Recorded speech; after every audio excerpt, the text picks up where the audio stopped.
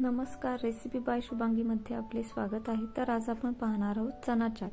तर त्यासाठी मी इथे काकडी घेतली आहे आणि काकडीचे साल काढून घेत आहे।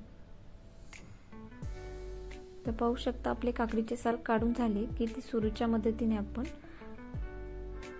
व्यवस्थित कट करून घेणार आहोत।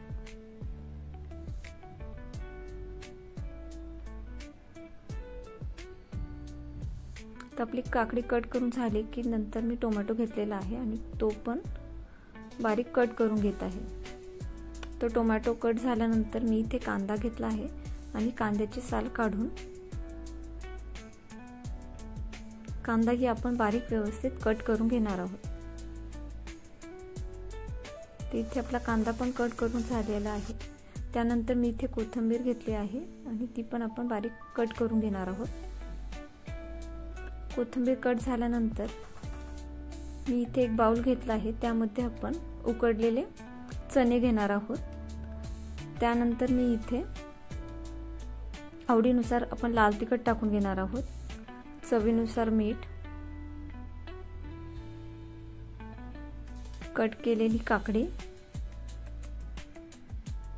कट केलेला टोमॅटो, कांदा, थोडीशी कोथिंबीर आणि आपण हे व्यवस्थित मिक्स करून घेणार आहोत।